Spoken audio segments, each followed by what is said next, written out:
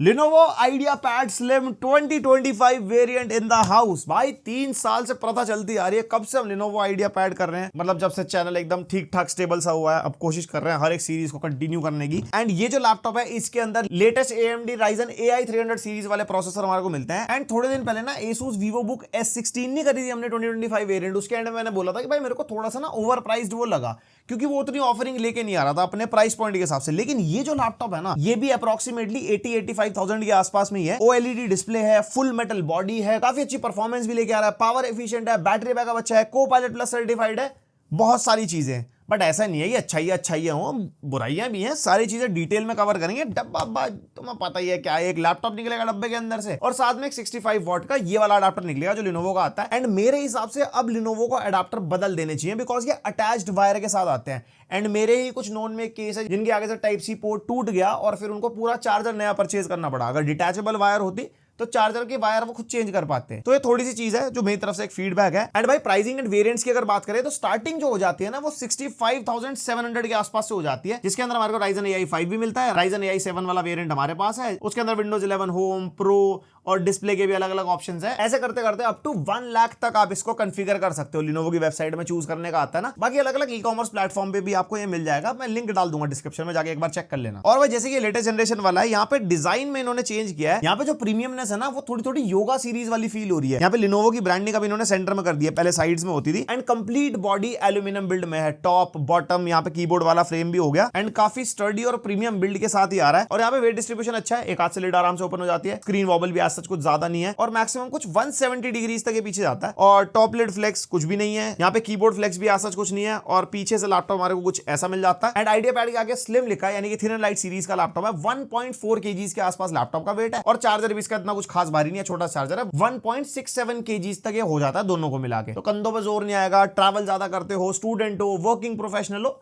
Bag में डालो आराम से निकल जाओ। और जो लैपटॉप की थिकनेस है वो 16.9 mm है। And AMD Ryzen AI 7 350 processor है इसके अंदर, जो इनकी लेटेस्ट Strix Point सीरीज है। 8 कोर 16 थ्रेड्स वाला प्रोसेसर है। 24 GB रैम वाला वेरिएंट है हमारे पास। DDR5 4200 मेगा ट्रांसफर्स पर सेकंड स्पीड वाली, अप टू 32 GB तक आप अपग्रेड कर सकते हो। यस, सोल्डर्ड रैम नहीं है, अपग्रेडेबल है। और 2 SSD के स्लॉट है, यानी कि अपग्रेड भी कर सकते हो। एक फुल साइज स्लॉट है और एक छोटे SSD वाला स्लॉट हमारे को उसके अंदर मिलता है। एंड 1 TB की Gen 4 SSD है हमारे वाले वेरिएंट के अंदर, और रीड एंड राइट स्पीड एक थिन एंड लाइट लैपटॉप के हिसाब से एकदम बढ़िया वाली हमारे को मिलती है। और AMD Radeon 860M iGPU है इसके अंदर, जो 8 ग्राफिक्स कोर काउंट के साथ आता है। एंड यस, इसका जो CPU है और साथ में जो iGPU है उसकी परफॉर्मेंस भी अच्छी खासी है, हमने गेम भी टेस्ट किए हैं इसके अंदर। एंड भाई ये अप टू 50 वॉट तक पावर ड्रॉ कर रहा है, वो भी एक थिन एंड लाइट लैपटॉप में, जो कि अच्छी खासी चीज है। बट ऑब्वियसली फिर टेम्परेचर भी ज्यादा हो जाते हैं। और इसके अंदर AMD XDNA 2 NPU मिलता है हमारे को अप टू 50 टॉप्स की पावर के साथ, यानी कि लैपटॉप Copilot Plus सर्टिफाइड बन जाता है। एंड जो मैं पहले बोल रहा था ना, Copilot Plus सर्टिफाइड है, लेकिन अभी रोल आउट न्यू अपडेट, अब अपडेट रोल आउट हो चुका है Windows 11 का। और जिसको NPU के बारे में आइडिया नहीं है, मैं बहुत सारी वीडियोस में बता चुका हूं। स्टिल अगर आप नए हो चैनल पे, पहले तो देखो सब्सक्राइब मारो, आप सुनो NPU की बात। NPU is neural processing unit, जो basically low powered AI task को हैंडल करता है। जब भी CPU GPU की नीड नहीं होगी, NPU को लगता है मैं ये AI टास्क हैंडल कर सकता हूं, तो वो काफी पावर एफिशिएंटली वो हैंडल कर लेता है, जिससे आपके लैपटॉप का बैटरी बैकअप काफी ज्यादा बेटर हो जाता है। अब हर चीज के लिए CPU पे अगर लोड आएगा, CPU बहुत ज्यादा पावर ड्रॉ करता है, तो उस केस में बैटरी बैकअप अच्छा नहीं मिल पाता। तो NPU का रोल यही है। एंड ये specifically thin and light laptop में काफी क्रूशियल रोल प्ले करता है। एंड अब AI की बात कर लेते हैं। Copilot Plus के सारे मेजर फीचर्स आपको इसके अंदर मिल जाएंगे। फॉर एग्जांपल लाइव कैप्शंस, जिसके अंदर 21 लैंग्वेजेस का सपोर्ट है। यहाँ पे हमारे लाइव कैप्शंस आ जाते हैं स्क्रीन के ऊपर, कोई भी कंटेंट आप देख रहे हो, जो कि इंग्लिश पे काफी अच्छा काम करता है। बट अगर आप रीजनल लैंग्वेज में देख रहे हो तो थोड़ा सा हिट एंड मिस होता है, जो टाइमली ऑब्वियसली इंप्रूव हो ही जाएगा। एंड ऑटोमेटिक सुपर रेजोल्यूशन, जो अभी आया नहीं है, बेसिकली अपस्केलिंग वाली टेक्नोलॉजी जो गेम्स वगैरह में काम आएगी। उसके बाद को क्रिएटर, जिसके अंदर आप पेंट में जाके कोई भी रैंडमली स्केच वगैरह बनाओगे, जैसे हमने एक लड़का बनाया थोड़ा सा ऐसे रैंडमली, काफी अच्छी इमेज वो बना देता है उसकी through AI। And recall feature भी आपको मिल जाता है, जो बेसिकली आपके सिस्टम यूसेज के सारे स्क्रीनशॉट्स हर थोड़ी देर में लेता रहता है। एंड अगर आपको अचानक याद आए, अब मैंने एक जूते देखे थे किसी वेबसाइट पे, वो याद नहीं आ रहा, अब या तो हिस्ट्री में जाओ, बैठो कुछ करो, लेकिन रिकॉल फीचर के थ्रू आप जस्ट सर्च कर सकते हो भाई शूज, या कोई ब्लू कलर का बैग, या कुछ भी ऐसी चीज, तो वो आपके सिस्टम हिस्ट्री में से सर्च करके आपको दे देगा कि ये कहां था। और जैसे स्मार्टफोन में सर्कल टू सर्च होता है, वैसे इसके अंदर विंडोज बटन को अगर आप होल्ड करके रखोगे तो एक डॉट टाइप बन के आता है, और स्क्रीन के ऊपर कोई भी चीज को आप सर्च वगैरह करना हो वो आप कर पाओगे। और AI की बातचीत यहीं पे खत्म नहीं होती। Copilot के फीचर्स तो आपको ऑलमोस्ट सारे लैपटॉप मिल जाएंगे, बिकॉज वो विंडोज का पार्ट है। लेकिन लिनोवो ने अपने AI फीचर्स भी इंट्रोड्यूस कर दिए। लिनोवो AI नाउ एप्लीकेशन आपको मिल जाएगी आपके लैपटॉप में, जो ऑफलाइन और क्लाउड दोनों पे काम करती है। यानी कि अगर इंटरनेट भी नहीं होगा तो जितना मॉडल ट्रेंड है उसके हिसाब से आप उससे आराम से बातचीत कर सकते हो। जस्ट लाइक चैटबॉट, ट्रांसलेशन करानी हो, डॉक्यूमेंट समराइज कराना हो, पीसी असिस्टेंट की तरह भी काम करता है। कोई ऑडियो मोड चेंज कराना है, bright mode, dark mode set करना है, ब्लूटूथ ऑन ऑफ करवाना है, वो सारी चीजें आप कर पाओगे इस एप्लीकेशन के थ्रू। और अगर स्टूडेंट या वर्किंग प्रोफेशनल हो और थर्ड पार्टी चैटबॉट्स की तरफ ज्यादा नहीं जाना चाहते, तो आपको आपके लैपटॉप पे Lenovo लर्निंग जोन करके एप्लीकेशन मिल जाएगी, जिसके अंदर अगर आप उसको कोई ऑडियो दोगे, उसको समराइज कर देता है, इवन ट्रांसक्राइब भी कर देगा। एंड इसके अंदर भी अगर डॉक्यूमेंट समराइज कराना हो, AI generated notes and summaries, जो कि बहुत यूजफुल है आजकल स्टूडेंट्स के लिए, इवन वर्किंग प्रोफेशनल्स के लिए भी। और जो लोग पढ़ाई लिखाई कर रहे हैं उसके लिए क्विज डिजाइनर भी हमारे को मिलता है। कोई भी टॉपिक आप कर रहे हो, कोई प्रिपरेशन कर रहे हो, वो चीज आप एआई टूल को दे सकते हो, उससे रिलेटेड आपको एक क्विज बना के दे देगा for better retention and engagement, जिससे मन लगा रहेगा, थोड़ा आपका दिमाग भी ठीक होगा। ये रीले चला चला के भ्रष्ट हुआ पड़ा है। और अब यहीं पे बात कर लेते हैं परफॉर्मेंस की। सबसे पहले बेंचमार्क Cinebench R24 के नंबर्स आप यहाँ पे देख सकते हो। भाई इसके प्रोसेसर के हिसाब से नंबर अच्छे हैं। लाइक Cinebench R23 में भी अगर देखो मल्टी कोर स्कोर बढ़िया है, सिंगल कोर स्कोर अच्छा है। Geekbench 6 के नंबर्स आप यहाँ पे देख सकते हो, मल्टी कोर सिंगल कोर के। मतलब देख के लग नहीं रहा है थिनर लाइट लैपटॉप इतना अच्छे नंबर निकाल पा रहा है। All because of this latest AI 300 series वाले प्रोसेसर जो AMD के हैं। एंड CPU अच्छा खासा है। स्टूडेंट हो, कोडिंग अगर आपको करनी है वो आप कर सकते हो, म्यूजिक प्रोडक्शन वाले सॉफ्टवेयर चलाने हैं वो चला सकते हो, बिकॉज वो CPU इंटेंसिव होता है। बाकी हाँ डिपेंड करेगा आपका टास्क कितना बड़ा है। मैं ऑब्वियसली स्पेशलिस्ट नहीं हूं, तो मेरे को म्यूजिक प्रोडक्शन वाले बता देना कि भाई कितनी चीजें कैसे कैसे वेरी करती हैं, फिर हम उसी हिसाब से थोड़ा अगली वीडियो में बात कर लिया करेंगे। और उसके अलावा एआई की परफॉर्मेंस के लिए Geekbench AI का बेंचमार्क आप देख सकते हो, जिसके भी नंबर्स अच्छे खासे हैं। एंड एआई के परफॉर्मेंस को रियल लाइफ देखने के लिए हमने इसके अंदर DeepSeek R1 7 billion parameter model को रन किया LM स्टूडियो के अंदर, और ये कुछ इतना प्रॉम्प्ट है हमारा। इसका रिजल्ट 2 मिनट्स 39 सेकंड्स में निकल के आ गया। और याद रखना, जो हम गेमिंग लैपटॉप्स में और हाई एंड लैपटॉप्स में करते हैं वो 32 बिलियन पैरामीटर मॉडल होता है, तो वो डेडिकेटेड जीपीयू को टारगेटिंग के हिसाब से। एंड यहाँ पे मैं कह सकता हूँ एआई की परफॉर्मेंस लैपटॉप के फॉर्म फैक्टर के हिसाब से भी अच्छी है। और ओवरऑल प्रोडक्टिविटी के लिए क्रॉसमार्क का बेंचमार्क, जिसमें प्रोडक्टिविटी, क्रिएटिविटी, रिस्पॉन्सिवनेस आपको मिल जाती है। एंड पीसी मार्क 10 6500 प्लस, तो यहाँ पे आपको day to day task, multitasking, अंधाधुंध टैब्स खोलने हो, हमने जैसे अंधाधुंध टैब्स खोले ब्राउजर में, बहुत सारी एप्लीकेशन चलाई साइड बाय साइड, यहाँ पे लैपटॉप टच से मस नहीं होता, क्योंकि प्रोसेसर भी अच्छा है और साथ में रैम भी 24 GB है। और जीपीयू के पावर के लिए Geekbench 6 का OpenCL निकाला, 23,000 प्लस स्कोर निकल गया है। एंड ब्लेंडर बेंचमार्क में 200 स्कोर, और ब्लेंडर में BMW रेंडर निकाला, 2 मिनट्स 30 सेकंड्स के आसपास लगे। ये दिखाने का मतलब ये था कि 3D मॉडलिंग, जितने भी जीपीयू इंटेंसिव टास्क होते हैं उनके लिए थिन एंड लाइट लैपटॉप नहीं है। तो आपको नंबर्स वगैरह समझ आ गया होगा। उसके लिए फिर आपको पीसी या गेमिंग लैपटॉप्स वगैरह के लिए जाना चाहिए। और हाँ, अगर एडिटिंग या डिजाइनिंग के हिसाब से देख रहे हो तो हमने प्रोडक्टिविटी बेंचमार्क रन किया विजेट बेंच फॉर फोटोशॉप, जिसके अंदर 10,000 प्लस स्कोर निकल गया है। और उसके बाद दाविंची रिजॉल्व में 2000 प्लस एंड प्रीमियर प्रो का भी 2500 प्लस। तो फोटोशॉप आपको किसी भी लेवल का चलाना हो, बिकॉज वो सीपीयू इंटेंसिव है, सीपीयू अच्छा खासा है, आराम से बड़ी पीएचडी चला सकते हो, कोई दिक्कत नहीं आने वाली। बट एडिटिंग के मामले में कहूंगा 1080p लेवल की बेसिक एडिटिंग आप कर पाओगे। टाइमलाइन को थोड़ा और कम रेजोल्यूशन पर एंटर करके थोड़े और बड़े प्रोजेक्ट्स आप चला सकते हो, बट वो ये लैग्स एंड स्टटर आपको कहीं ना कहीं महसूस होंगे अगर आपका प्रोजेक्ट बड़ा होगा।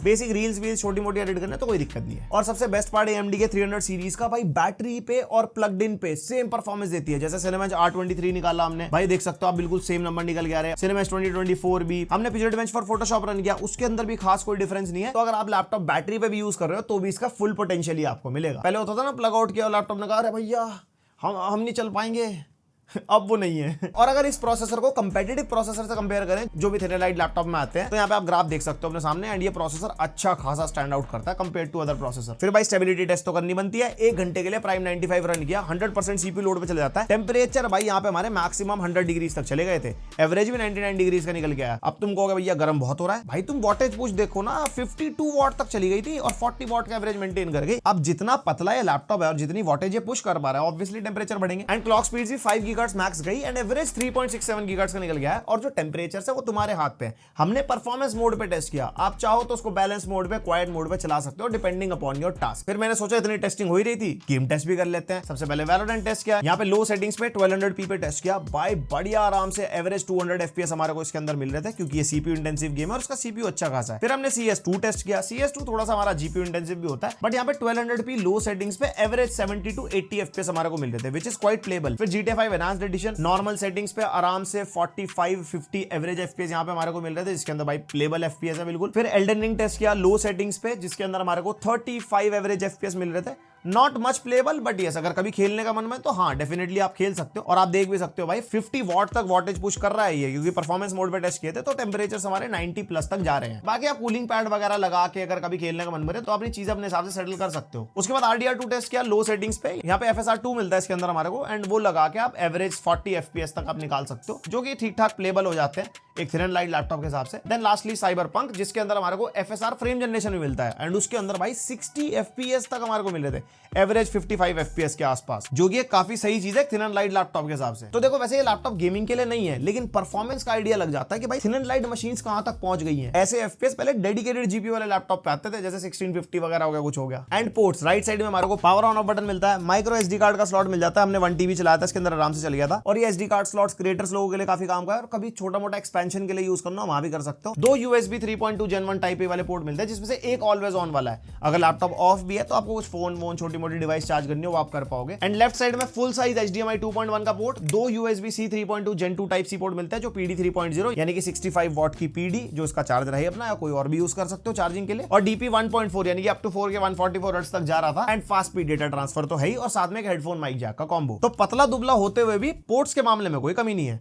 हाँ, एक फिंगरप्रिंट स्कैनर नहीं है, लेकिन हाँ विंडोज हेलो का सपोर्ट है, आगे बताता हूं अभी। एंड फिर आ जाता है कीबोर्ड। यहाँ पे हमारा 14 इंच का लैपटॉप है, तो यहाँ पे हमारे को 10 कीलेस कीबोर्ड मिलता है। कीबोर्ड का टाइपिंग एक्सपीरियंस अच्छा है, लाइक आइडियापैड सीरीज का कीबोर्ड जैसा होता है वैसा ही है। सिंगल कलर बैकलाइट कीबोर्ड है, जिसके अंदर हमारे को 4 मोड्स मिल जाते हैं, ब्राइटनेस कम ज्यादा करनी हो या ऑटो मोड पे करनी हो, according to the environment light change होती रहती है। एंड FN+Q दबाओगे तो इसके यहाँ पे परफॉर्मेंस मोड्स वगैरह आप ट्वीक कर सकते हो। और मेरे को एक चीज बहुत अच्छी लगती है, जब पावर बटन कीबोर्ड से अलग होता है ना इसका राइट साइड में, तो वो एक्सीडेंटल टच कभी होने का चक्कर ही नहीं होता। फिर जिसका ट्रैक पैड है, इसके लैपटॉप के 14 इंच के हिसाब से अच्छा खासा बड़ा ट्रैक पैड है। यहाँ पे मल्टी जेस्चर वगैरह को सपोर्ट करता है, ग्लाइड वगैरह काफी स्मूथ है और फुली क्लिकेबल वाला है। फिर आ जाती है भैया डिस्प्ले, जो कि बढ़िया है, लेकिन एक छोटी सी कमी के साथ आती है। इसके अंदर 14 इंच की OLED डिस्प्ले है, WUXGA पैनल है, 1920x1200 एंड OLED पैनल है, तो ग्लॉसी है, यहाँ पे रिफ्लेक्शंस वगैरह आपको मिलेंगे, और कोई टच वाली डिस्प्ले नहीं है इसके अंदर। एंड OLED पैनल है तो कलर गैमेट अच्छा है, 100% sRGB एंड 100% DCI P3 हमारे को मिली। एंड ऑल टाइम ब्राइटनेस भी ऑलमोस्ट 400 निट्स के आसपास की है, ब्रांड ने वैसे 400 निट्स ही मेंशन करा। And TUV low blue light and display HDR true black 500 certified भी है, यानी कि HDR कंटेंट में अप टू 500 निट्स तक भी हिट कर सकती है।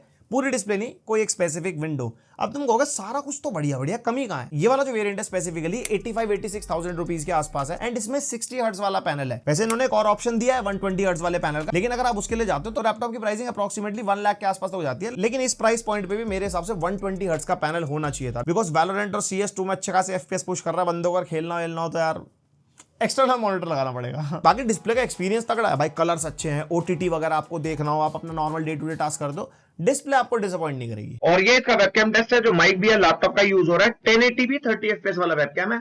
यहाँ पे लाइट कंट्रोल वगैरह थोड़ा ऊपर नीचे हो रहा है, बट हाँ वैसे लाइट वगैरह कंट्रोल कर लेता है, जैसे मैं आगे पीछे हो रहा हूँ ना, तो वो अकॉर्डिंग टू लाइट कंडीशन ऊपर नीचे कर रहा है। बाकी आप बताओ कमेंट करके माइक की क्वालिटी, वेबकैम की क्वालिटी आपको कैसी लगी। बाकी यहाँ पे वेबकैम के ऊपर हमारे को फिजिकल शटर मिलता है, अगर आप वेबकैम नहीं यूज कर रहे बंद करके रखो for privacy reasons. And IR sensor के साथ ये लैपटॉप आता है, यानी कि विंडोज हेलो का सपोर्ट है। फेस अनलॉक के थ्रू आप लैपटॉप अनलॉक कर सकते हो, एकदम खोलते ही VIP की तरह। हाँ भाई क्या कह रहा था। और विंडोज के स्टूडियो इफेक्ट्स भी इसके अंदर हमारे को मिल जाते हैं, जिसके अंदर automatic framing, eye contact and background effects mentioned है। बाकी कोपायलट प्लस सर्टिफाइड अपडेट के थ्रू शायद इसके एक्स्ट्रा इफेक्ट्स भी और आएंगे। और भाई स्पीकर 2-2 वॉट के 2 टॉप फायरिंग वाले स्पीकर है। एंड सैंपल सुनोगे,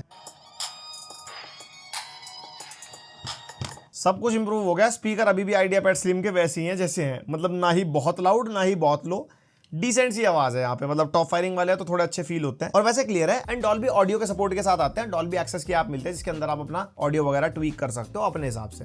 डिफरेंट मोड्स मिल जाते हैं वहाँ पे। और इस लैपटॉप में 60 Wh की बैटरी है। हमने इसको टेस्ट किया, यहाँ पे बेसिक टास्क करे जैसे यूट्यूब प्लेबैक, ब्राउजिंग वगैरह, ऑफिस वाला काम, जिसके अंदर brightness 50%, keyboard backlight off, best power efficiency mode रखा था, और स्पीकर 100% वॉल्यूम पे। हमारा क्राइटेरिया यही चल रहा है, तो वैसे ही टेस्ट कर रहे थे। उसके अंदर 6 to 7 आवर्स का बैटरी बैकअप ये निकाल के देगा। बाकी अगर आप स्पीकर यूज नहीं करोगे, हेडफोन यूज करोगे, या जैसे भी आप यूज कर रहे हो चीजें ऊपर नीचे करोगे, तो बैकअप कम या ज्यादा आप कर सकते हो। और इसके 65 वॉट के चार्जर से 50% तक चार्ज होने में 1 आवर लगता है, और फुल चार्ज होने में 1 आवर 48 मिनट्स लगता है, तो चार्जिंग स्पीड भी ठीक है। तो ये हो गया पूरा review Lenovo IdeaPad Slim 5 2025 variant. And ये laptop thin and light users के हिसाब से काफी अच्छी खासी ऑफरिंग लेके आता है। डिस्प्ले बढ़िया है, परफॉर्मेंस आपने देख ली, पोर्ट्स के मामले में कमी नहीं है, प्रीमियम है, मेटल वेटल की बिल्ड के साथ आता है। बाकी इसी सेगमेंट में इसी प्रोसेसर के साथ और लैपटॉप भी आएंगे, फिर उसके बाद अब थोड़े वो कंपैरिजन वगैरह से शुरू करते हैं ना। अभी तो मामला चालू हुआ है, सब्सक्राइब करो, करके देंगे तुम्हें। बाकी तुम्हारे क्या थॉट्स है इस लैपटॉप के बारे में, और अगर तुम IdeaPad Slim यूजर हो, 1 साल पुराना वाला, 2 साल 3 साल वाला, जो भी है, अपना एक्सपीरियंस शेयर करो, या जो भी लैपटॉप यूज कर रहे हो अपना एक्सपीरियंस शेयर कर दिया करो। बाकी लाइक शेयर सब्सक्राइब तो कर दोगे, एंड मिलते हैं नेक्स्ट वीडियो तक के लिए, बाय।